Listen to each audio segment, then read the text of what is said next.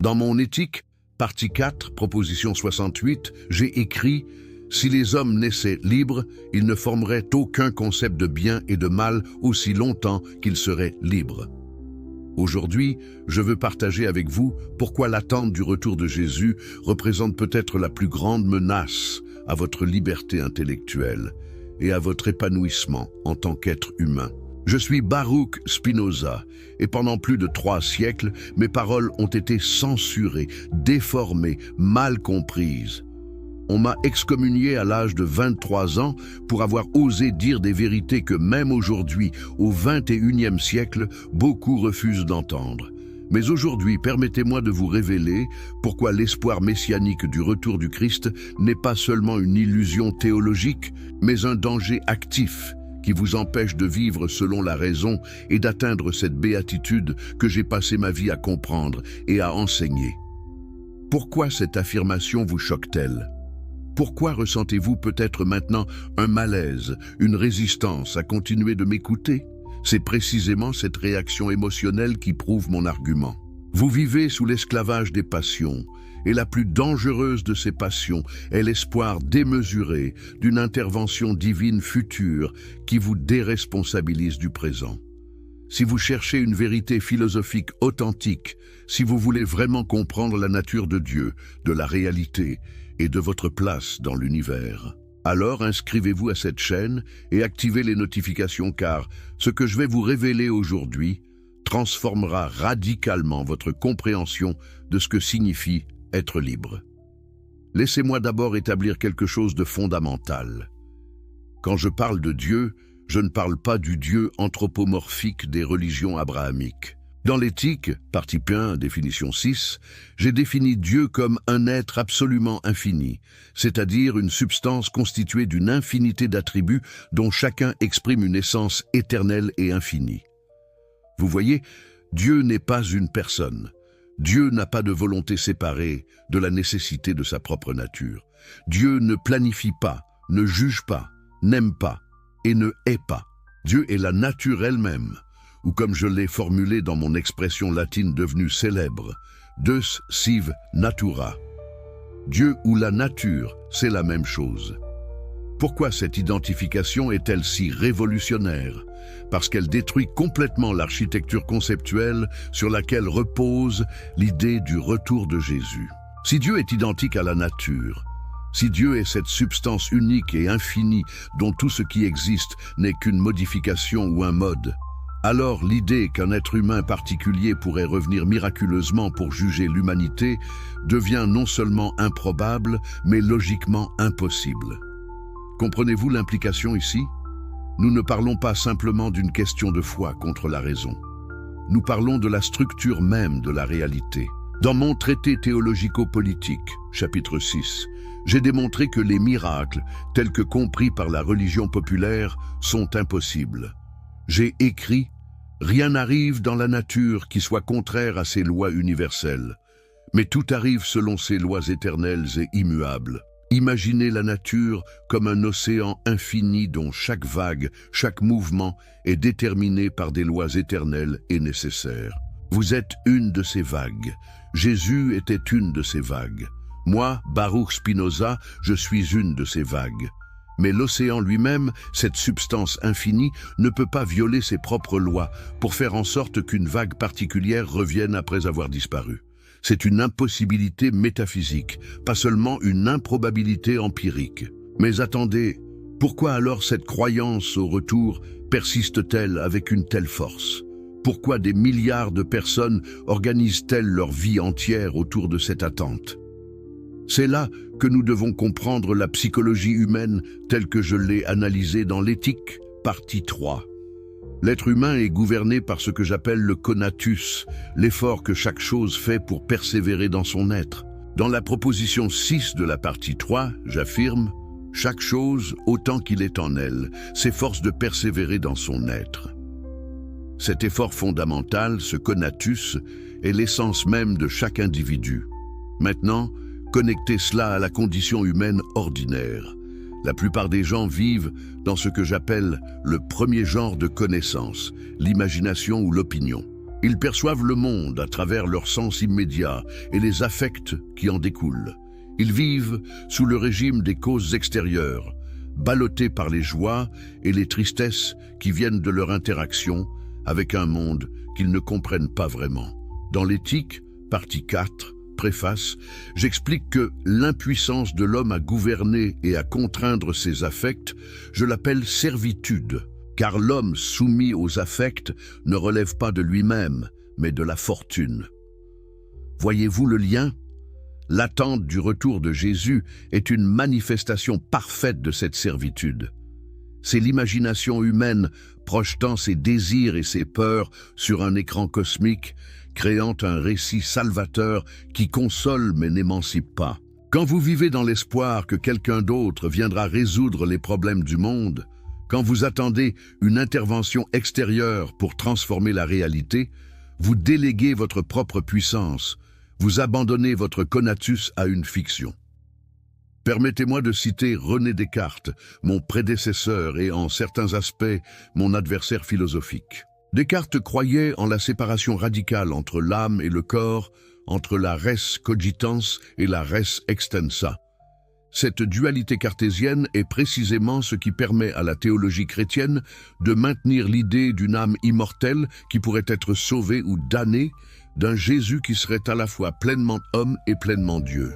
Mais dans l'éthique, partie 2, proposition 7, j'ai démontré que l'ordre et la connexion des idées sont les mêmes que l'ordre et la connexion des choses. Il n'y a pas deux substances séparées. L'esprit et le corps ne sont pas deux entités distinctes, mais deux façons de concevoir la même réalité. Qu'est-ce que cela signifie pour l'idée du retour de Jésus? Cela signifie que toute l'architecture théologique qui suppose une âme immortelle, séparable du corps, un jugement dernier où les morts ressusciteront dans leur corps glorifié, repose sur une erreur métaphysique fondamentale. Lorsque le corps meurt, le mode particulier que vous êtes cesse d'exister en tant qu'individu distinct. Il n'y a pas d'âme qui survit pour attendre le jugement. Il n'y a pas de conscience personnelle qui persiste après la dissolution des attributs qui constituaient votre individualité. Mais je vous entends déjà objecter dans votre esprit. Spinoza, n'as-tu pas toi-même parlé de l'éternité de l'esprit? Oui, effectivement. Dans l'éthique, partie 5, proposition 23, j'affirme, l'esprit humain ne peut être absolument détruit avec le corps, mais il en reste quelque chose qui est éternel. Alors, n'y a-t-il pas ici une contradiction? N'y a-t-il pas une ouverture pour une forme d'immortalité? Non. Et c'est crucial que vous compreniez la distinction. Ce qui est éternel dans l'esprit humain n'est pas votre conscience personnelle, vos souvenirs, votre personnalité. Ce qui est éternel, c'est la connaissance subspecie aeternitatis, sous l'aspect de l'éternité. Dans la proposition 31 de la partie 5, j'explique. Le troisième genre de connaissance dépend de l'esprit comme de sa cause formelle, en tant que l'esprit lui-même est éternel. Cette connaissance intuitive, cette compréhension des choses telles qu'elles sont en Dieu, cette vision qui saisit l'essence nécessaire de la réalité, elle est éternelle précisément parce qu'elle transcende la temporalité et la particularité de votre existence individuelle. Comprenez-vous la différence? L'éternité dont je parle n'est pas une durée infinie qui commence après votre mort. C'est une qualité de la connaissance vraie, une façon de percevoir la réalité qui est déjà accessible maintenant dans cette vie. Comme je l'ai écrit dans l'éthique partie 5 proposition 31 Scholli, bien que nous ne nous souvenions pas d'avoir existé avant le corps, nous sentons néanmoins que notre esprit en tant qu'il enveloppe l'essence du corps sous l'aspect de l'éternité est éternel. Cette sensation d'éternité n'est pas un espoir pour l'avenir. C'est une expérience présente accessible à travers la connaissance vraie. Voilà pourquoi l'attente du retour de Jésus est si dangereuse. Elle vous fait reporter à un futur hypothétique ce qui ne peut être vécu que dans le présent. Elle vous fait croire que la béatitude, la liberté, la vraie joie viendront quand le Messie reviendra établir son royaume. Mais dans l'éthique, partie 5, proposition 42, j'affirme clairement, La béatitude n'est pas le prix de la vertu, mais la vertu elle-même. La béatitude n'est pas quelque chose que vous recevrez plus tard comme récompense. C'est l'état même de celui qui vit selon la raison, qui comprend sa vraie nature et la nature de Dieu. Laissez-moi vous raconter quelque chose de mon expérience personnelle. Quand la communauté juive d'Amsterdam m'a excommunié le 27 juillet 1656, ils ont prononcé un hérem, une malédiction formelle. Ils ont déclaré « Par le jugement des anges et des saints, nous excommunions, maudissons et exécrons Baruch Spinoza. » Ils m'ont interdit de m'approcher à moins de 4 coudées de tout juif. Ma propre famille m'a rejeté. J'avais 23 ans. Pourquoi cette expérience est-elle pertinente ici? Parce qu'à ce moment, j'ai été confronté à un choix que chacun de vous devra un jour affronter. Je pouvais me soumettre, reconnaître mes erreurs, accepter la fiction théologique confortable qui aurait préservé ma place dans la communauté, ou je pouvais suivre la raison où qu'elle me mène, même si cela signifiait la solitude, la pauvreté, le rejet. J'ai choisi la vérité. Et dans cette décision, paradoxalement, j'ai trouvé une liberté que mes accusateurs, avec toute leur certitude religieuse et leur attente messianique, ne connaîtraient jamais. Cette liberté, cette béatitudo que j'ai atteinte, non pas malgré ma solitude, mais à travers ma compréhension philosophique, c'est ce que je veux que vous compreniez. Ce n'est pas l'intervention future de Jésus qui vous libérera. C'est la connaissance présente de votre vraie nature et de votre place dans la nature infinie. Dans l'éthique, partie 5, proposition 3, je démontre un affect qui est une passion cesse d'être une passion sitôt que nous en formons une idée claire et distincte. Autrement dit, la connaissance vraie est elle-même libératrice. Mais approfondissons maintenant ce que signifie vraiment cette doctrine du retour de Jésus d'un point de vue philosophique. Dans le Nouveau Testament, particulièrement dans les évangiles synoptiques et les épîtres de Paul, l'eschatologie chrétienne promet une parousie, un retour glorieux du Christ. Cette doctrine enseigne que Jésus reviendra pour juger les vivants et les morts, séparer les brebis des boucs, établir un royaume éternel. Sur quelle base métaphysique repose cette croyance? Premièrement, elle suppose un Dieu transcendant qui intervient dans l'histoire humaine. Dans mon traité théologico-politique, chapitre 1, j'ai analysé comment les prophètes hébreux imaginaient Dieu parlant et agissant selon des desseins particuliers. J'ai écrit « Les prophètes n'ont perçu les révélations divines qu'avec l'aide de l'imagination, c'est-à-dire au moyen de paroles ou d'images. Cette imagination prophétique n'est pas la connaissance vraie, mais une représentation confuse, adaptée à la compréhension limitée du prophète.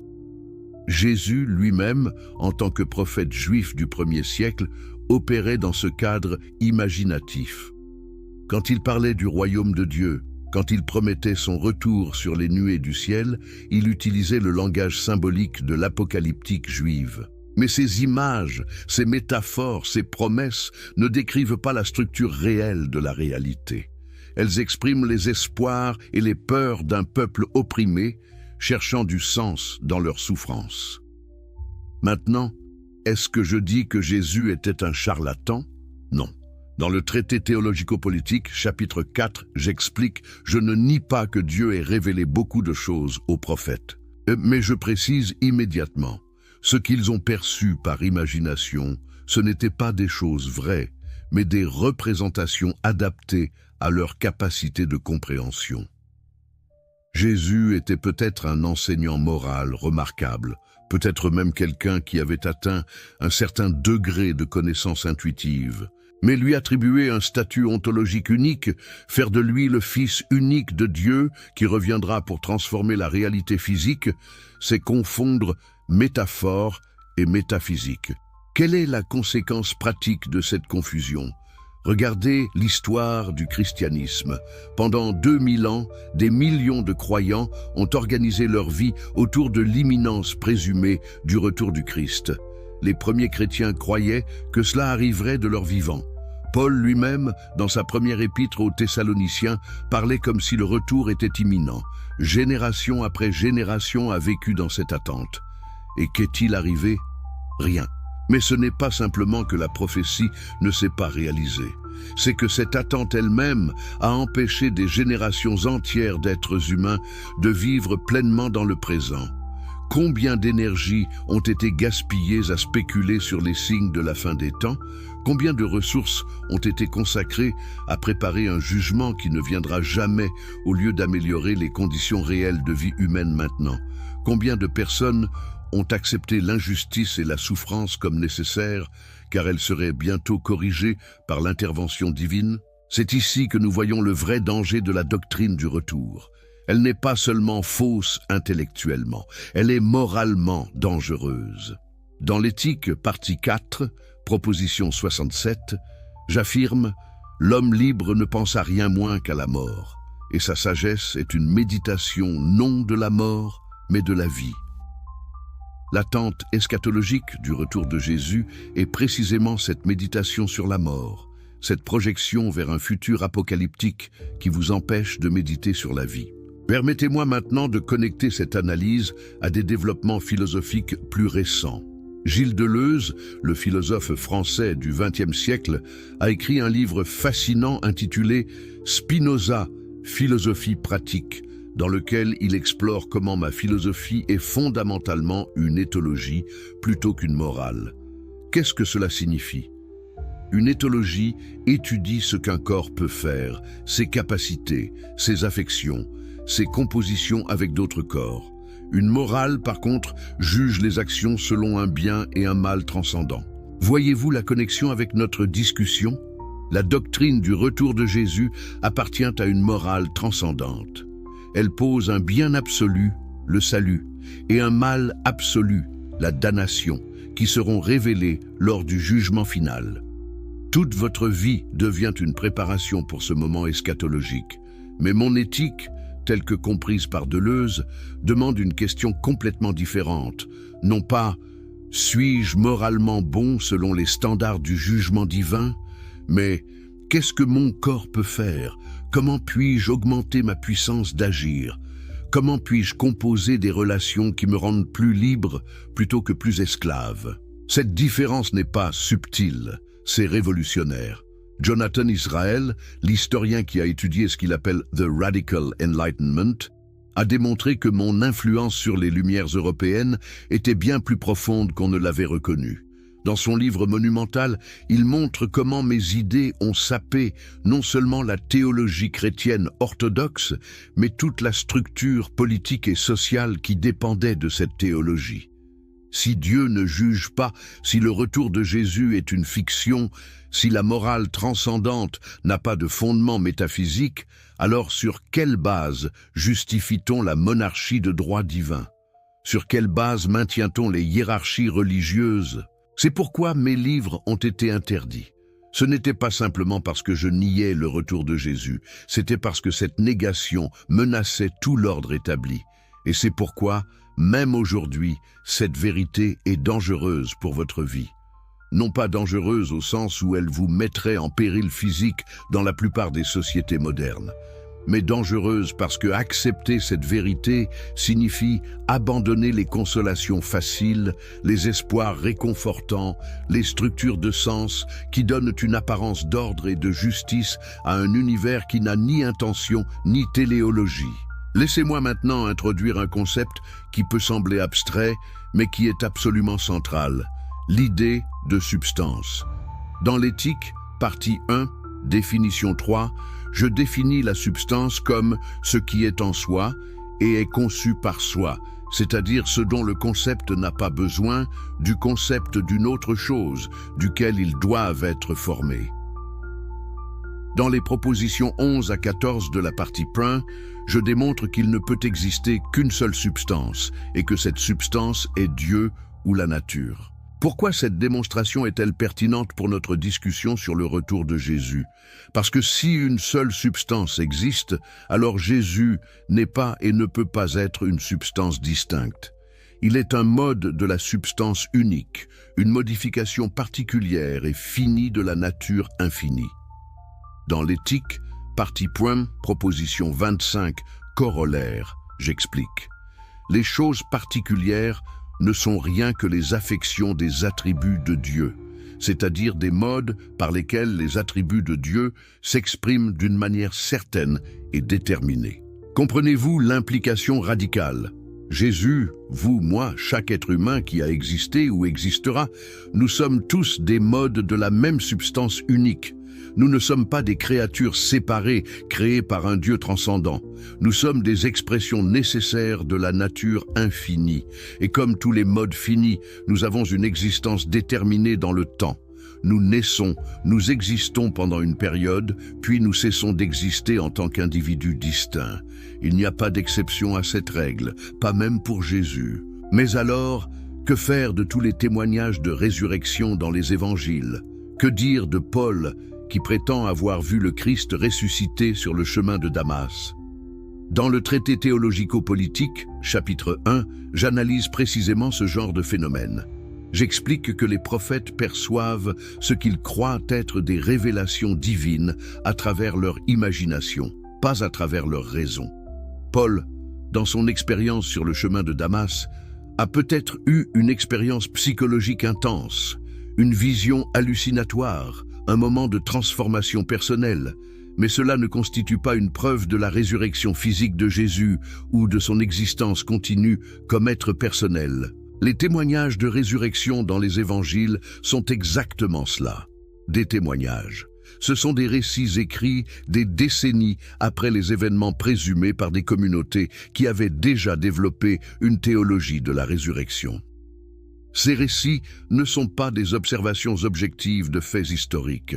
Ce sont des expressions narratives d'une foi communautaire. Et même si nous prenions ces récits au pied de la lettre, ils ne prouveraient rien sur la métaphysique. Une anomalie apparente dans l'ordre naturel n'est jamais vraiment une violation de la loi naturelle. C'est simplement un phénomène dont nous ne comprenons pas encore les causes naturelles. Maintenant, vous pourriez penser, Spinoza, tu es trop rationnel, trop froid. Qu'en est-il de l'expérience spirituelle? Qu'en est-il du sentiment de la présence divine? Excellente question. Et c'est là que nous devons comprendre ce que j'appelle le troisième genre de connaissance. Dans l'éthique, partie 2, proposition 40, Scholli 2, je distingue 3 genres de connaissances. La connaissance par imagination, la connaissance rationnelle par notion commune et la connaissance intuitive. Ce troisième genre de connaissance, cette scientia intuitiva, est en effet une forme d'expérience spirituelle. Dans l'éthique, partie 5, proposition 25, j'affirme « Le plus grand effort de l'esprit et sa plus grande vertu est de connaître les choses par le troisième genre de connaissance. Cette connaissance intuitive perçoit directement l'essence des choses telle qu'elle découle de la nécessité de la nature divine. C'est une expérience de connexion profonde avec la totalité de l'être, une compréhension immédiate de votre place dans l'ordre éternel. Mais voici la différence cruciale. Cette expérience spirituelle authentique ne dépend pas de la croyance au retour de Jésus. Elle ne nécessite aucune médiation par un sauveur personnel.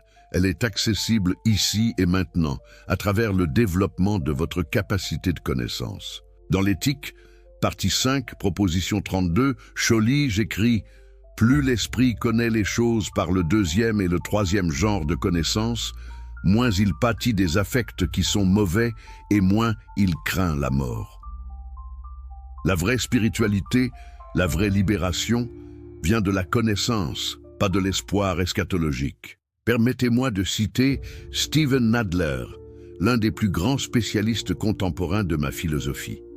Dans son livre Spinoza a Life, Nadler écrit « Pour Spinoza, la religion vraie n'est rien d'autre que la connaissance de Dieu et l'amour intellectuel qui en découle naturellement. » Vous voyez, l'amour intellectuel de Dieu, l'amor Dei intellectualis que je décris dans l'éthique partie 5, est la véritable religion.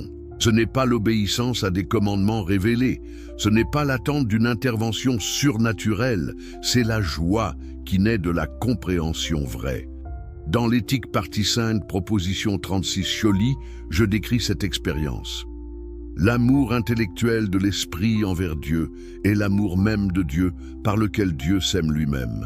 Non en tant qu'il est infini, mais en tant qu'il peut s'exprimer par l'essence de l'esprit humain, considéré sous l'aspect de l'éternité. C'est une formulation dense, je le sais, mais laissez-moi l'expliquer simplement. Quand vous atteignez la connaissance vraie, quand vous comprenez votre essence comme mode nécessaire de la substance divine, vous expérimentez un amour pour Dieu qui n'est rien d'autre que l'amour que Dieu a pour lui-même à travers vous. Vous devenez, pour ainsi dire, un lieu où la nature infinie se connaît et s'aime elle-même. Cette expérience est accessible maintenant. Elle ne nécessite pas d'attendre le retour de Jésus. En fait, l'attente du retour vous empêche d'avoir cette expérience parce qu'elle vous maintient dans le premier genre de connaissance, dans l'imagination et l'espoir vague, plutôt que dans la connaissance claire et distincte. Mais parlons maintenant du danger politique de la doctrine du retour. Dans le traité théologico-politique, l'un de mes objectifs principaux était de séparer la philosophie de la théologie et de montrer comment la religion pouvait être compatible avec un État libre. Dans le chapitre 19, je défends la liberté de pensée et d'expression comme nécessaire pour la stabilité politique. J'écris: dans un État libre, il est permis à chacun de penser ce qu'il veut et de dire ce qu'il pense. Or, qu'arrive-t-il dans une société où la doctrine du retour de Jésus domine? Vous créez une population qui ne pense pas de manière critique à propos de la politique présente parce qu'elle attend une transformation eschatologique future. Vous créez des citoyens qui sont prêts à tolérer l'injustice maintenant parce qu'ils croient que la vraie justice sera établie lors du retour du Christ. Vous créez une docilité politique masquée comme vertu religieuse. Thomas Hobbes, mon contemporain avec qui j'avais des accords et des désaccords philosophiques, a compris ce danger à sa manière. Dans son Léviathan, Hobbes analyse comment la religion peut être utilisée pour contrôler les populations. Il montre comment les autorités religieuses utilisent la peur de la punition éternelle et l'espoir de la récompense céleste pour maintenir l'ordre social. Mais Hobbes, contrairement à moi, pensait que cette utilisation instrumentale de la religion était nécessaire pour la stabilité politique. Moi, par contre, dans le traité théologico-politique, j'argumente que la vraie stabilité vient de citoyens rationnels qui comprennent leurs intérêts véritables et agissent selon la raison. Pas de sujets superstitieux maintenus dans l'obéissance par la peur et l'espoir. Dans le chapitre 20, j'écris: le but de l'État n'est pas de transformer les hommes d'êtres rationnels en bêtes ou en automates, mais au contraire de faire en sorte que leur esprit et leur corps s'acquittent en sécurité de toutes leurs fonctions. Comment cela se connecte-t-il au retour de Jésus? Si vous croyez que Jésus reviendra pour établir un royaume parfait, vous déléguez la responsabilité de créer une société juste à une intervention divine future. Vous ne travaillez pas activement à réformer les institutions. Vous ne vous engagez pas dans le processus difficile et nécessaire de construire un État rationnel, basé sur la compréhension vraie de la nature humaine. Vous attendez passivement que quelqu'un d'autre, un Messie, fasse le travail pour vous. C'est ce que je veux dire quand j'affirme que la croyance au retour de Jésus est dangereuse pour votre vie. Elle vous rend passif. Elle vous empêche de réaliser votre pleine puissance d'agir. Dans l'éthique, partie 4, définition 8, je définis la vertu comme la puissance même de l'homme, en tant qu'elle se définit par sa seule essence.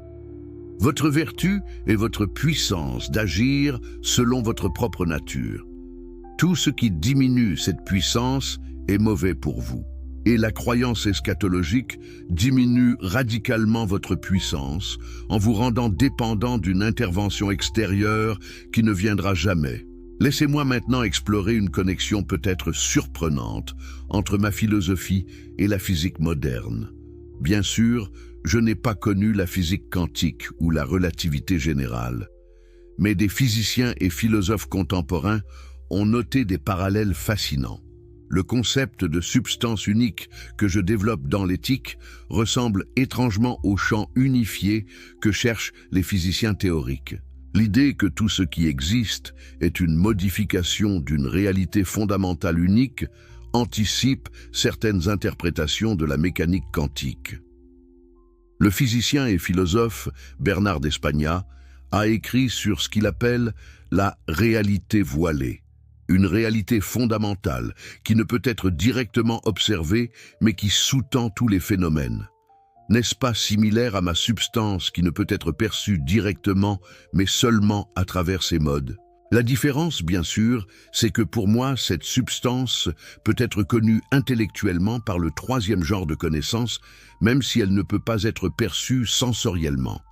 Pourquoi cette connexion scientifique est-elle pertinente pour notre discussion sur le retour de Jésus? Parce qu'elle montre que ma métaphysique n'est pas seulement une spéculation abstraite du XVIIe siècle. C'est une façon de comprendre la réalité qui reste pertinente et puissante, même face aux découvertes de la science moderne. Et si ma métaphysique est correcte, si tout est effectivement mode de la substance unique, alors l'idée du retour miraculeux de Jésus devient non pas juste improbable, mais incompatible avec notre meilleure compréhension de la structure de la réalité.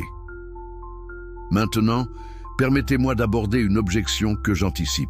Vous pourriez dire, Spinoza, même si ta métaphysique est correcte, même si Dieu est identique à la nature, ne pourrait-il pas y avoir des phénomènes naturels que nous ne comprenons pas encore?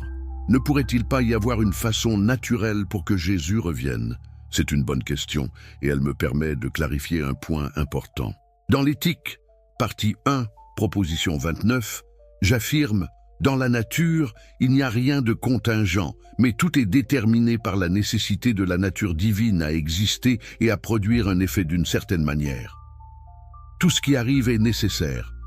Il n'y a pas de contingence réelle dans l'univers. Ce que nous appelons contingence est simplement notre ignorance des causes. Donc en principe, oui, tout ce qui se produit naturellement selon des lois nécessaires. Mais voici le point crucial. Pour que Jésus revienne, tel que le décrit la doctrine chrétienne, il faudrait qu'un individu particulier qui a cessé d'exister il y a 2000 ans recommence à exister avec la même identité personnelle, la même conscience, les mêmes souvenirs. Or, l'identité personnelle dépend de la configuration particulière du corps et de l'esprit. Quand cette configuration se dissout à la mort, l'identité personnelle cesse d'exister. Vous pourriez créer un clone de Jésus avec le même ADN, mais ce ne serait pas le même individu. La continuité personnelle aurait été rompue. De plus, la doctrine du retour implique non seulement que Jésus revienne, mais qu'il revienne avec un pouvoir surhumain pour juger et transformer le monde. D'où viendrait ce pouvoir? Dans ma métaphysique, le pouvoir de chaque mode est déterminé par sa position dans le réseau infini des causes et des effets. Un être humain, même extraordinaire, n'a qu'un pouvoir limité, déterminé par les lois de sa nature.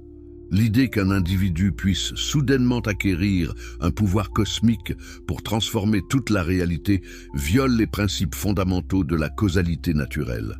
Alors, pourquoi cette doctrine persiste-t-elle? Pourquoi des personnes intelligentes, éduquées, continuent-elles à y croire malgré tous les arguments rationnels contre elle? C'est ici que nous devons comprendre le rôle des affects dans la vie humaine. Dans l'éthique, partie 3, je développe une théorie complète des émotions humaines. Je montre comment des affects comme l'espoir, la peur, l'amour, la haine déterminent nos croyances et nos actions. Dans la définition 12 des affects à la fin de la partie 3, je définis l'espoir comme une joie inconstante, née de l'idée d'une chose future ou passée de l'issue de laquelle nous doutons en quelque mesure. Et la peur comme une tristesse inconstante, née de l'idée d'une chose future ou passée de l'issue de laquelle nous doutons en quelque mesure. Vous voyez, l'espoir et la peur sont inséparablement liés. Ils naissent tous les deux de l'incertitude concernant l'avenir. La doctrine du retour de Jésus joue précisément sur cette dynamique d'espoir et de peur. Elle promet un avenir glorieux pour les croyants, espoir, et menace une damnation éternelle pour les incroyants, peur. Cette combinaison puissante d'affects maintient les croyants dans un état émotionnel qui rend difficile l'examen rationnel de la doctrine elle-même. Chaque fois que le doute surgit, la peur de l'enfer le réprime. Chaque fois que la vie devient difficile, l'espoir du retour console. Mais dans l'éthique, partie 4, proposition 47, j'écris « Les affects d'espoir et de crainte ne peuvent être bons par eux-mêmes ». Ah, pourquoi? Parce qu'ils nous maintiennent dans un état de servitude émotionnelle. L'homme libre, par contre, ne vit ni dans l'espoir ni dans la crainte. Dans la proposition 73 de la partie 4, je conclus que l'homme qui est conduit par la raison est plus libre dans l'état où il vit selon le décret commun que dans la solitude où il n'obéit qu'à lui-même. Qu'est-ce que cela signifie dans notre contexte? Cela signifie que la vraie liberté ne vient pas de l'espoir individuel d'un salut futur, mais de la participation rationnelle à la vie commune, de la construction collective d'une société basée sur la raison et la compréhension mutuelle. Le retour de Jésus, comme promesse individuelle de salut, vous éloigne de cette participation collective et vous enferme dans un narcissisme spirituel qui se préoccupe plus de votre propre âme que du bien-être réel de la communauté humaine. Permettez-moi maintenant de connecter cette analyse à une tradition philosophique complètement différente, le stoïcisme. Les stoïciens anciens, particulièrement Épictète et Marc Aurèle, enseignaient une philosophie qui présente des similitudes frappantes avec mon éthique, même si leur point de départ métaphysique était différent. Les stoïciens distinguaient entre ce qui est en notre pouvoir et ce qui ne l'est pas. Ils enseignaient que la vertu consiste à accepter ce que nous ne pouvons pas contrôler et à développer notre caractère moral. Dans l'éthique, je développe une philosophie similaire mais plus systématique. Dans la partie 5, je montre comment nous pouvons atteindre la liberté non pas en contrôlant les événements externes, mais en comprenant comment ces événements découlent nécessairement de la nature de Dieu.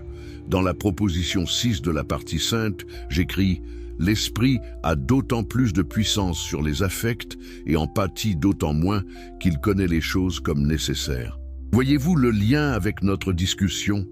L'attente du retour de Jésus représente le refus d'accepter la nécessité de l'ordre naturel.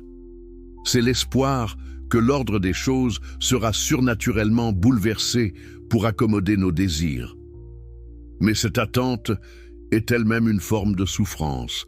Dans la proposition 10 de la partie 5, je démontre aussi longtemps que nous ne sommes pas en proie à des affects contraires à notre nature, nous avons le pouvoir d'ordonner et d'enchaîner les affections du corps selon l'ordre de l'entendement.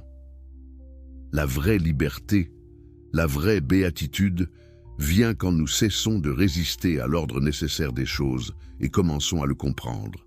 Quand nous comprenons que tout, y compris notre propre existence, découle de la nécessité éternelle de la nature divine, nous pouvons acquiescer à cette nécessité non pas avec résignation, mais avec joie.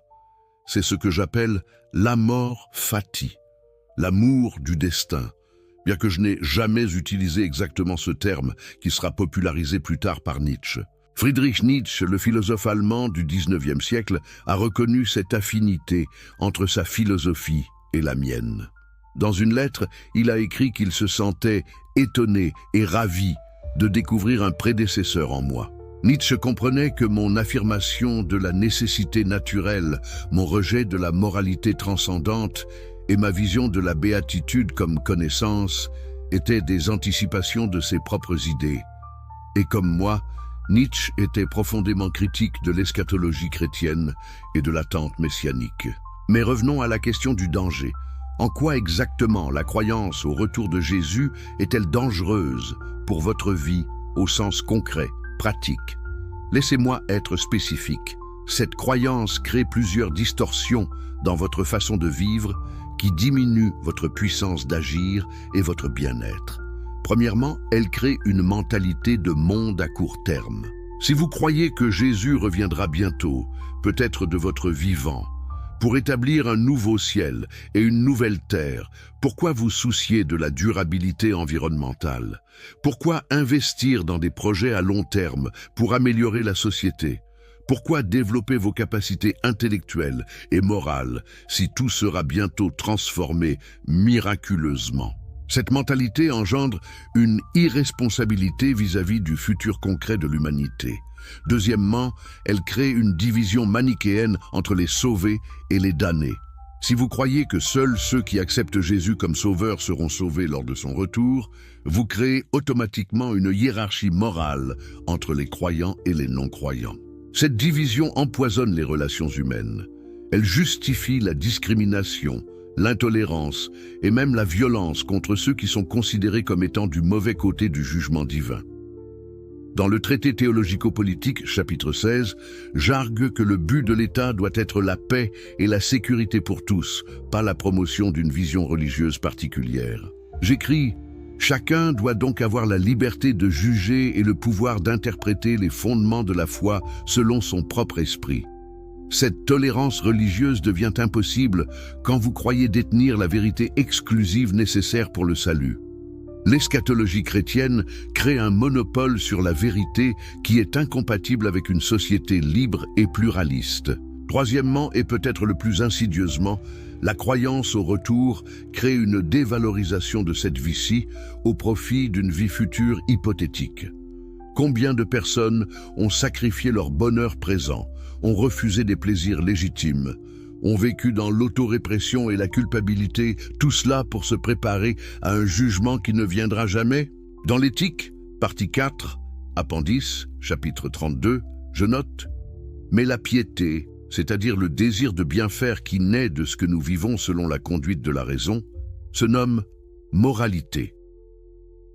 La vraie moralité, la vraie piété, ne consiste pas à obéir à des commandements en vue d'une récompense future. Elle consiste à agir selon la raison, à augmenter votre puissance d'agir et celle des autres, à créer des compositions joyeuses entre les corps et les esprits. Cette éthique affirmative de la vie présente est radicalement différente de l'éthique sacrificielle de la préparation au jugement dernier. Permettez-moi maintenant de vous raconter une autre anecdote personnelle. Pendant mes années à la Haye, après mon excommunication, je vivais très modestement. Je gagnais ma vie en polissant des lentilles optiques, un travail manuel qui requérait précision et patience. Beaucoup de mes contemporains ne comprenaient pas pourquoi un philosophe de mon calibre s'abaissait à un tel travail. Certains me proposaient des chaires universitaires, des positions qui m'auraient donné plus de confort et de prestige. Mais j'ai toujours refusé ces offres. Pourquoi? Parce que je valorisais ma liberté intellectuelle par-dessus tout.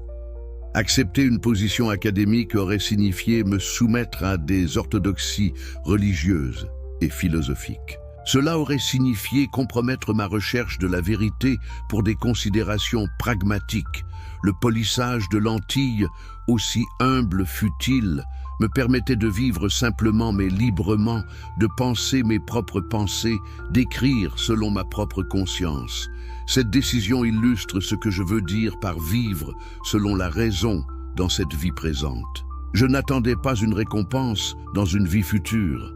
Je ne sacrifiais pas ma liberté intellectuelle pour des bénéfices hypothétiques après ma mort.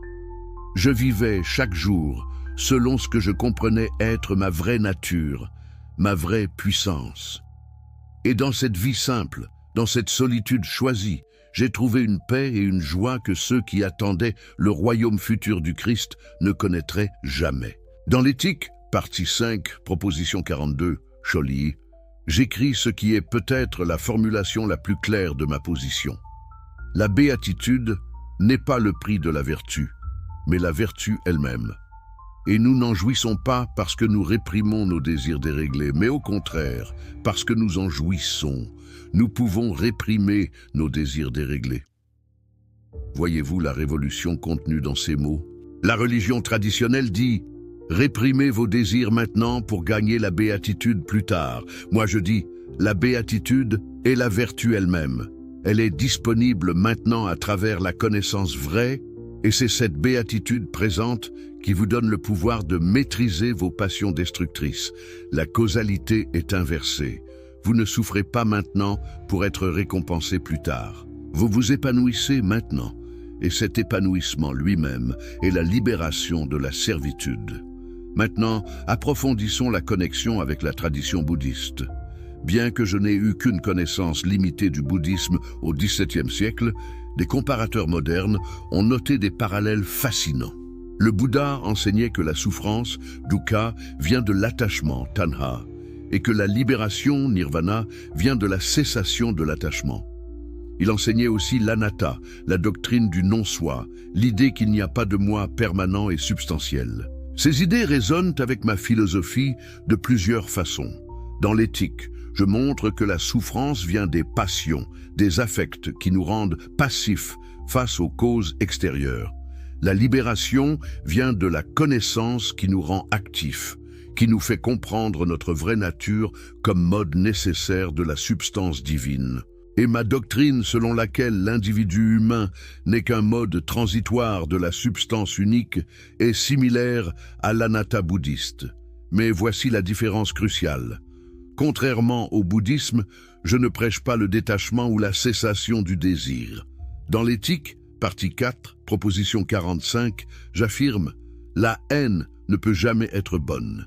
Et dans la proposition 59, à tous les actes auxquels nous sommes déterminés par un affect qui est une passion, nous pouvons être déterminés sans cet affect par la raison.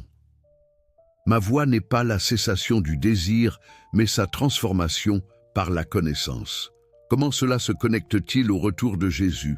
La doctrine chrétienne du retour, comme le désir d'extinction dans certaines interprétations du bouddhisme, représente une forme de négation de la vie. Elle dit que cette existence présente est fondamentalement insuffisante et doit être transcendée ou transformée par une intervention extérieure. Moi, par contre, j'affirme radicalement cette vie, cette existence présente comme la seule réalité. Dans l'éthique, partie 5, proposition 23, Choli, j'écris « Nous sentons et nous expérimentons que nous sommes éternels ». Cette sensation d'éternité n'est pas un espoir pour l'avenir, mais une expérience présente. C'est la connaissance sub-specie, aeternitatis, la compréhension des choses sous l'aspect de l'éternité. Quand vous comprenez que votre essence en tant que mode de Dieu est éternelle, que vous participez maintenant à la vie infinie de la nature, vous n'avez plus besoin d'attendre un salut futur. Vous êtes déjà, en ce moment même, une expression nécessaire et éternelle de la substance divine. Laissez-moi maintenant aborder ce qui est peut-être l'objection la plus profonde à ma position. Vous pourriez dire, Spinoza, ton système philosophique est logiquement cohérent et intellectuellement impressionnant. Mais il est froid. Il manque de l'amour personnel, de la relation intime avec Dieu que la foi chrétienne offre. L'attente du retour de Jésus n'est pas seulement une doctrine abstraite, c'est l'espoir de retrouver un ami, un sauveur qui nous aime personnellement. Cette objection touche à quelque chose d'important. Les êtres humains désirent l'amour, la connexion personnelle, le sentiment d'être connu et valorisé. Et la doctrine chrétienne de Jésus comme ami et sauveur personnel répond à ce besoin psychologique profond. Mais est-ce que ma philosophie exclut vraiment l'amour? Est-elle vraiment froide et impersonnelle? Non. Et c'est ici que nous devons comprendre ce que j'appelle l'amor Dei intellectualis, l'amour intellectuel de Dieu. Dans l'éthique partie 5, proposition 32, corollaire, j'écris « De ce troisième genre de connaissance naît nécessairement l'amour intellectuel de Dieu. Car de ce genre de connaissance naît la joie accompagnée de l'idée de Dieu comme cause, c'est-à-dire l'amour de Dieu. Cet amour intellectuel de Dieu n'est pas une émotion sentimentale ou une relation personnelle avec un être transcendant. C'est une joie profonde qui naît de la compréhension vraie de votre place dans la totalité de l'être. C'est un amour qui ne dépend pas de la réciprocité, parce que ce n'est pas une relation entre deux personnes séparées. C'est plutôt la reconnaissance joyeuse que vous êtes vous-même une expression de la vie divine, que votre existence et votre pensée sont des modes par lesquels Dieu s'exprime et se connaît lui-même. Dans la proposition 36 de la partie 5, je vais même plus loin. L'amour intellectuel de l'esprit envers Dieu est l'amour même de Dieu par lequel Dieu s'aime lui-même. C'est une formulation audacieuse. Ce que je dis, c'est que quand vous aimez Dieu intellectuellement, quand vous vous réjouissez de la compréhension de la nature divine, cet amour n'est pas distinct de l'amour que Dieu a pour lui-même. Vous devenez, pour ainsi dire, un lieu où Dieu s'aime lui-même. N'est-ce pas plus profond, plus intime même, que la relation avec un Jésus personnel qui reviendrait juger le monde? Dans ma vision, vous n'êtes pas séparés de Dieu attendant d'être sauvés. Vous êtes déjà en Dieu, vous êtes déjà une expression nécessaire de la vie divine. Cette immanence radicale, cette intimité ontologique est bien plus profonde que n'importe quelle relation personnelle avec un sauveur transcendant. Permettez-moi de citer le théologien Paul Tillich, qui au XXe siècle a essayé de réconcilier le christianisme traditionnel avec une vision plus philosophique de Dieu. Tillich a parlé de Dieu comme le fondement de l'être, comme ce qui nous préoccupe ultimement. Cette conception de Dieu est beaucoup plus proche de ma vision que du Dieu personnel du théisme traditionnel. Et Tillich lui-même reconnaissait que cette conception rendait problématique des doctrines comme le retour littéral de Jésus. Le problème est que la plupart des croyants chrétiens n'acceptent pas cette réinterprétation philosophique de leur foi. Ils veulent le Jésus personnel, l'intervention miraculeuse, le jugement dernier littéral. Et c'est précisément ce désir de miracle, ce refus d'accepter la nécessité naturelle qui constitue le danger dont je parle. C'est une infantilisation spirituelle, une régression psychologique où l'adulte rationnel abandonne sa responsabilité pour devenir un enfant, attendant que le parent divin vienne arranger les choses. Maintenant, examinons plus précisément ce que signifie vivre selon la raison plutôt que selon l'espoir eschatologique. Dans l'éthique, partie 4, appendice, je liste plusieurs maximes pour vivre librement. L'une d'elles est particulièrement pertinente. Il est de l'homme sage de se restaurer et de se recréer avec modération par une nourriture et des boissons agréables, comme aussi par des parfums, par l'agrément des plantes verdoyantes, par la parure, la musique, les jeux du corps, les spectacles et d'autres choses de cette sorte dont chacun peut user sans aucun dommage pour autrui. Voyez-vous ce que je dis ici? La sagesse n'est pas l'ascétisme. Ce n'est pas le rejet des plaisirs de cette vie en attendant une vie future meilleure. C'est l'appréciation modérée et rationnelle des bons aspects de l'existence présente. Combien de chrétiens, attendant le retour de Jésus, ont gaspillé leur vie à se priver de plaisirs légitimes, à se flageller pour des péchés imaginaires, à vivre dans la culpabilité et l'autorépression. Ils ont été conditionnés à croire que plus ils souffrent dans cette vie, plus grande sera leur récompense dans la prochaine. Mais c'est une perversion complète de ce que devrait être une vie humaine épanouie. Dans l'éthique, partie 4, proposition 45, Scholli, j'écris explicitement « Il n'y a personne qui ne désire vivre content et bien disposé. Mais, comme je l'ai dit, les hommes sont presque tous sans aucune connaissance d'eux-mêmes. Cette ignorance de soi est précisément ce que la doctrine du retour perpétue.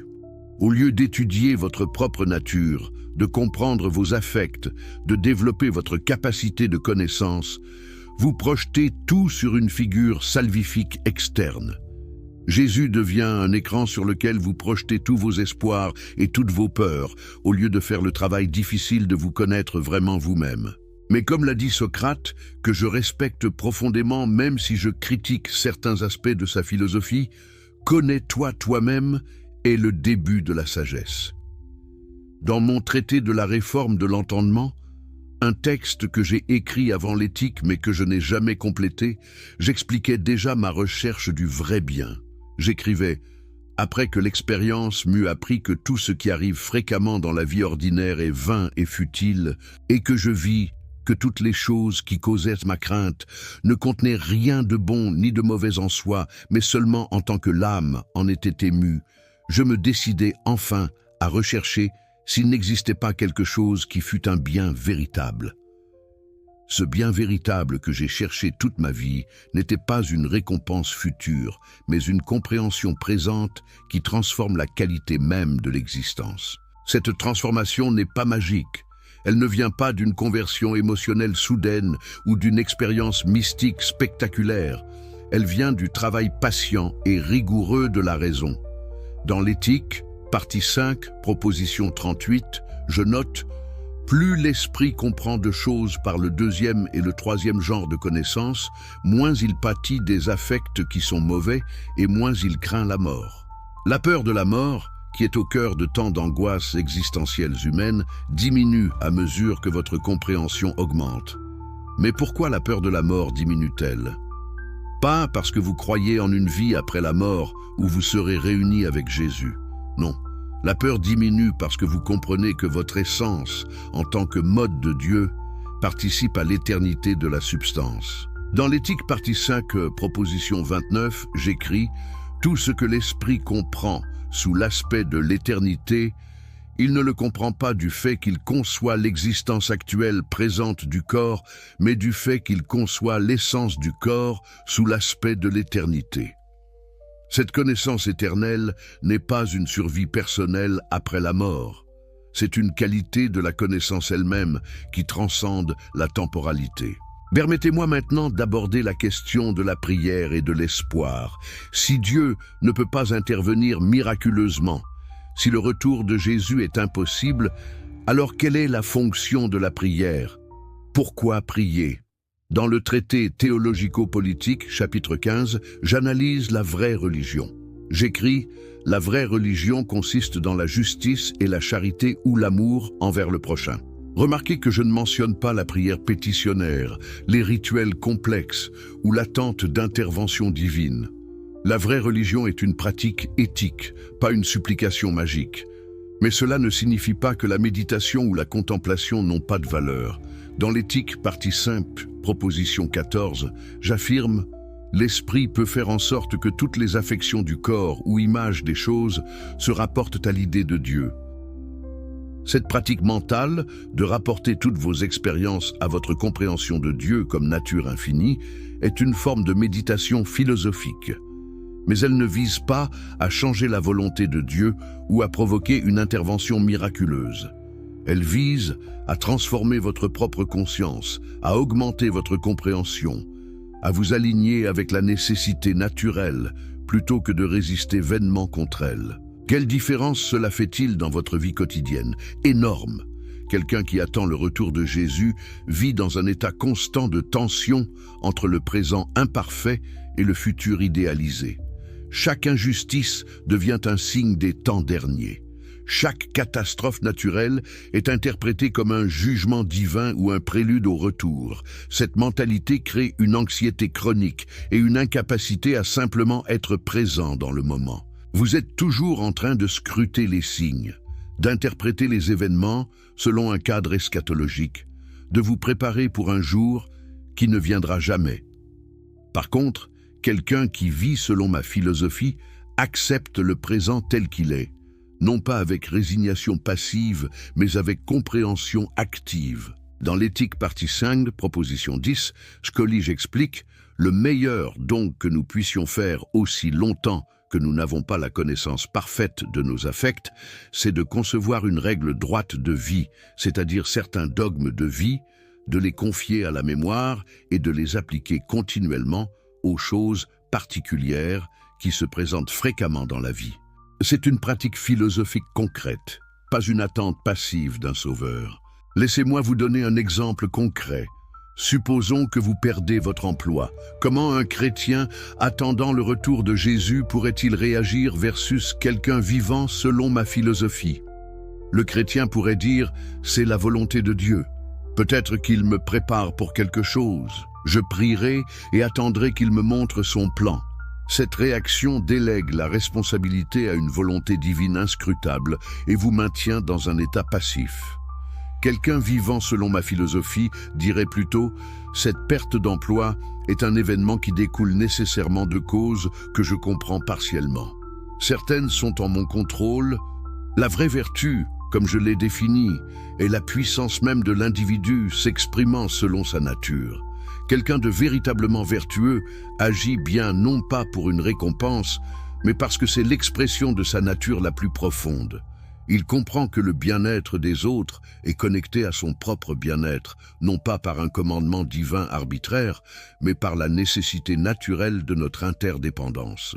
Dans l'éthique, partie 4, proposition 35, corollaire 2, je conclus. La vertu n'est rien d'autre que d'agir selon les lois de sa propre nature. Maintenant, considérons l'impact psychologique de vivre dans l'attente constante du retour de Jésus. Cette attente crée ce que les psychologues modernes pourraient appeler un état d'hypervigilance anxieuse. Vous scrutez constamment les signes, vous interprétez chaque événement mondial selon un cadre eschatologique, vous vivez dans un état de tension entre le présent et le futur. Cette tension est épuisante mentalement et spirituellement. De plus, cette attente crée souvent une mentalité de groupe US versus thème particulièrement toxique. Les croyants se voient comme les élus qui seront sauvés lors du retour, tandis que les incroyants sont les damnés. Cette division justifie l'exclusion sociale, la discrimination et même la violence dans les cas extrêmes. L'histoire du christianisme est remplie d'exemples de persécutions et de guerres justifiées par la conviction que les persécuteurs agissaient pour Dieu contre les forces du mal. Dans le traité théologico-politique, chapitre 20, j'ai argumenté vigoureusement contre cette tendance. J'écris « Dans un État libre, chacun peut penser ce qu'il veut et dire ce qu'il pense. » Cette liberté d'expression et de pensée est incompatible avec une religion qui prétend détenir la vérité exclusive nécessaire au salut. Si seuls ceux qui croient au retour de Jésus seront sauvés, alors la tolérance des autres opinions devient difficile à justifier. Pourquoi tolérer des erreurs qui conduisent à la damnation éternelle? Mais ma philosophie, parce qu'elle nie la possibilité même d'un jugement transcendant, permet une véritable tolérance. Si personne ne sera jugé après la mort, si le salut n'est pas une question de croyance correcte, mais de connaissance et de vertu développées dans cette vie, alors les différences d'opinion théologique deviennent beaucoup moins importantes. Ce qui compte, c'est comment vous vivez, comment vous augmentez votre puissance d'agir, comment vous contribuez au bien-être commun. Vos croyances sur le retour de Jésus ou son absence sont secondaires à ces questions pratiques et éthiques. Permettez-moi maintenant de connecter cette discussion à la question de l'environnement et du changement climatique. Pourquoi cette connexion? Parce que la croyance au retour imminent de Jésus a des conséquences concrètes sur la façon dont les gens traitent la planète. Si vous croyez que Jésus reviendra bientôt pour détruire ce monde et en créer un nouveau, pourquoi vous soucier de la durabilité environnementale? Pourquoi investir dans des technologies vertes ou dans la conservation si tout sera bientôt renouvelé miraculeusement? Cette mentalité est non seulement irrationnelle mais dangereuse. Elle contribue à une crise environnementale qui menace la survie même de l'humanité. Dans ma philosophie, par contre, la nature est Dieu. Détruire la nature, c'est détruire l'expression même du divin. Dans l'éthique, partie prune appendice, je critique l'anthropocentrisme qui voit la nature comme créée pour servir l'humanité. Je montre que cette vue est une projection narcissique qui ne correspond pas à la réalité. La nature n'existe pas pour vous servir. Vous êtes une partie de la nature, un mode parmi une infinité de modes. Votre valeur n'est pas supérieure à celle des autres êtres naturels. Cette reconnaissance devrait engendrer une humilité écologique, un respect pour tous les aspects de la nature comme expression de la substance divine. Si vous détruisez l'environnement, vous diminuez non seulement votre propre puissance d'agir future, mais vous détruisez des expressions de Dieu lui-même. Cette éthique environnementale découle naturellement de ma métaphysique panthéiste. Elle ne nécessite pas des commandements divins révélés sur la gérance de la création. Elle découle de la compréhension que vous et la nature êtes fondamentalement un. Vos intérêts à long terme sont identiques aux intérêts de la nature elle-même. Détruire la nature, c'est vous détruire vous-même. Comparons cela avec l'éthique environnementale chrétienne traditionnelle. Dans la Genèse, Dieu donne à l'humanité la domination sur la nature. Cette domination a souvent été interprétée comme une licence pour exploiter la nature sans restriction. Bien que des interprétations plus récentes parlent de gérance responsable plutôt que d'exploitation, la structure fondamentale reste hiérarchique, Dieu au-dessus, l'humanité en dessous mais au-dessus de la nature non humaine. Cette hiérarchie est exactement ce que ma philosophie rejette. Maimonides, le grand philosophe juif médiéval dont j'ai étudié les œuvres intensivement dans ma jeunesse, a essayé de réconcilier la philosophie aristotélicienne avec la théologie juive. Dans son Guide des perplexes, il développe une théologie négative, sophistiquée, où Dieu ne peut être décrit positivement. Mais même Maimonides maintient la transcendance divine et la création du monde ex nihilo.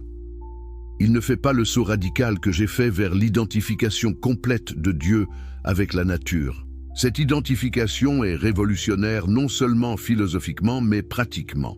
Elle change complètement votre relation avec le monde. Vous n'êtes plus un sujet dans un royaume créé par un roi transcendant. Vous êtes une expression nécessaire de la substance divine elle-même. Chaque arbre, chaque animal, chaque pierre est également une expression de cette même substance. Le sacré n'est pas localisé dans des lieux saints particuliers ou dans des personnes choisies. Il imprègne toute la réalité. Cette vision est ce que certains appellent le panthéisme, bien que je préfère ne pas utiliser cette étiquette qui a souvent été utilisée pour me condamner. Peu importe le nom, ce qui compte, c'est la vérité de la vision. Et cette vérité exclut catégoriquement la possibilité du retour miraculeux de Jésus pour juger le monde. Un tel événement violerait la structure même de la réalité telle que je l'ai démontrée dans l'éthique. Maintenant, abordons la question de la communauté. L'une des forces du christianisme est qu'il crée des communautés de croyants unis par leur foi commune et leur attente partagée du retour de Jésus. Ces communautés fournissent un soutien social, un sens d'appartenance, une structure de signification partagée. Ma philosophie, avec son emphase sur la connaissance rationnelle individuelle, semble plus solitaire, plus isolée. Comment répondre à ce besoin humain de communauté? Dans l'éthique, partie 4, proposition 35, Scholli, j'écris « Il n'y a dans la nature aucune chose singulière qui soit plus utile à l'homme qu'un homme qui vit selon la conduite de la raison. » Les êtres humains rationnels sont naturellement bénéfiques les uns pour les autres. Ils ne sont pas en compétition pour des ressources divines limitées ou pour être les élus. Ils peuvent coopérer pour augmenter mutuellement leur puissance d'agir et leur connaissance. Cette vision suggère une communauté basée non pas sur une croyance partagée en des doctrines théologiques, mais sur un engagement partagé envers la raison et la vertu. Dans le traité théologico-politique, chapitre 14, je définis la vraie religion comme consistant en la justice et la charité. Une communauté religieuse authentique ne serait pas définie par l'orthodoxie doctrinale, mais par la pratique éthique commune et le soutien mutuel dans la recherche de la connaissance. Une telle communauté est-elle possible ? Je crois que oui, bien que je reconnaisse qu'elle exige un niveau de maturité intellectuelle et émotionnelle que peu atteignent. C'est plus facile d'unir les gens autour d'une croyance simple et émotionnellement puissante, comme le retour de Jésus, que autour d'une philosophie complexe nécessitant un effort intellectuel soutenu. Mais la facilité n'est pas un critère de vérité, et la vérité vaut l'effort qu'elle demande. La vraie vertu, comme je l'ai définie, est la puissance même de l'individu s'exprimant selon sa nature. Quelqu'un de véritablement vertueux agit bien non pas pour une récompense, mais parce que c'est l'expression de sa nature la plus profonde. Il comprend que le bien-être des autres est connecté à son propre bien-être, non pas par un commandement divin arbitraire, mais par la nécessité naturelle de notre interdépendance. Dans l'éthique, partie 4, proposition 35, corollaire 2, je conclus. La vertu n'est rien d'autre que d'agir selon les lois de sa propre nature. Maintenant, Considérons l'impact psychologique de vivre dans l'attente constante du retour de Jésus. Cette attente crée ce que les psychologues modernes pourraient appeler un état d'hypervigilance anxieuse. Vous scrutez constamment les signes, vous interprétez chaque événement mondial selon un cadre eschatologique, vous vivez dans un état de tension entre le présent et le futur. Cette tension est épuisante mentalement et spirituellement. De plus, cette attente crée souvent une mentalité de groupe US versus thème particulièrement toxique. Les croyants se voient comme les élus qui seront sauvés lors du retour, tandis que les incroyants sont les damnés. Cette division justifie l'exclusion sociale, la discrimination et même la violence dans les cas extrêmes. L'histoire du christianisme est remplie d'exemples de persécutions et de guerres justifiées par la conviction que les persécuteurs agissaient pour Dieu contre les forces du mal. Dans le traité théologico-politique, chapitre 20, j'ai argumenté vigoureusement contre cette tendance. J'écris « Dans un État libre, chacun peut penser ce qu'il veut et dire ce qu'il pense. » Cette liberté d'expression et de pensée est incompatible avec une religion qui prétend détenir la vérité exclusive nécessaire au salut. Si seuls ceux qui croient au retour de Jésus seront sauvés, alors la tolérance des autres opinions devient difficile à justifier. Pourquoi tolérer des erreurs qui conduisent à la damnation éternelle? Mais ma philosophie, parce qu'elle nie la possibilité même d'un jugement transcendant, permet une véritable tolérance. Si personne ne sera jugé après la mort, si le salut n'est pas une question de croyance correcte, mais de connaissances et de vertus développées dans cette vie, alors les différences d'opinion théologique deviennent beaucoup moins importantes. Ce qui compte, c'est comment vous vivez, comment vous augmentez votre puissance d'agir, comment vous contribuez au bien-être commun. Vos croyances sur le retour de Jésus ou son absence sont secondaires à ces questions pratiques et éthiques. Permettez-moi maintenant de connecter cette discussion à la question de l'environnement et du changement climatique. Pourquoi cette connexion? Parce que la croyance au retour imminent de Jésus a des conséquences concrètes sur la façon dont les gens traitent la planète. Si vous croyez que Jésus reviendra bientôt pour détruire ce monde et en créer un nouveau, pourquoi vous soucier de la durabilité environnementale? Pourquoi investir dans des technologies vertes ou dans la conservation si tout sera bientôt renouvelé miraculeusement?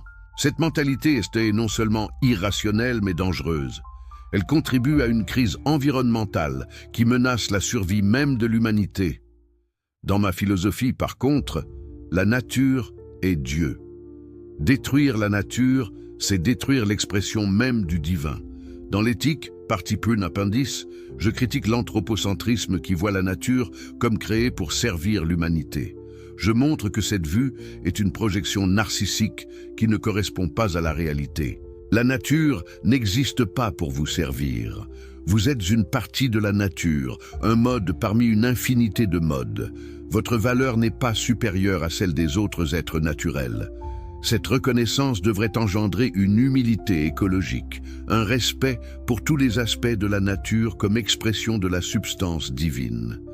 Si vous détruisez l'environnement, vous diminuez non seulement votre propre puissance d'agir future, mais vous détruisez des expressions de Dieu lui-même. Cette éthique environnementale découle naturellement de ma métaphysique panthéiste. Elle ne nécessite pas des commandements divins révélés sur la gérance de la création. Elle découle de la compréhension que vous et la nature êtes fondamentalement un. Vos intérêts à long terme sont identiques aux intérêts de la nature elle-même. Détruire la nature, c'est vous détruire vous-même. Comparons cela avec l'éthique environnementale chrétienne traditionnelle. Dans la Genèse, Dieu donne à l'humanité la domination sur la nature. Cette domination a souvent été interprétée comme une licence pour exploiter la nature sans restriction. Bien que des interprétations plus récentes parlent de gérance responsable plutôt que d'exploitation, la structure fondamentale reste hiérarchique, Dieu au-dessus, l'humanité en dessous mais au-dessus de la nature non humaine. Cette hiérarchie est exactement ce que ma philosophie rejette. Maimonides, le grand philosophe juif médiéval dont j'ai étudié les œuvres intensivement dans ma jeunesse, a essayé de réconcilier la philosophie aristotélicienne avec la théologie juive. Dans son Guide des perplexes, il développe une théologie négative, sophistiquée, où Dieu ne peut être décrit positivement. Mais même Maimonides maintient la transcendance divine et la création du monde ex nihilo. Il ne fait pas le saut radical que j'ai fait vers l'identification complète de Dieu avec la nature. Cette identification est révolutionnaire non seulement philosophiquement, mais pratiquement. Elle change complètement votre relation avec le monde. Vous n'êtes plus un sujet dans un royaume créé par un roi transcendant. Vous êtes une expression nécessaire de la substance divine elle-même. Chaque arbre, chaque animal, chaque pierre est également une expression de cette même substance. Le sacré n'est pas localisé dans des lieux saints particuliers ou dans des personnes choisies. Il imprègne toute la réalité. Cette vision est ce que certains appellent le panthéisme, bien que je préfère ne pas utiliser cette étiquette qui a souvent été utilisée pour me condamner. Peu importe le nom, ce qui compte, c'est la vérité de la vision. Et cette vérité exclut catégoriquement la possibilité du retour miraculeux de Jésus pour juger le monde. Un tel événement violerait la structure même de la réalité telle que je l'ai démontrée dans l'éthique. Maintenant, abordons la question de la communauté. L'une des forces du christianisme est qu'il crée des communautés de croyants unis par leur foi commune et leur attente partagée du retour de Jésus. Ces communautés fournissent un soutien social, un sens d'appartenance, une structure de signification partagée. Ma philosophie, avec son emphase sur la connaissance rationnelle individuelle, semble plus solitaire, plus isolée.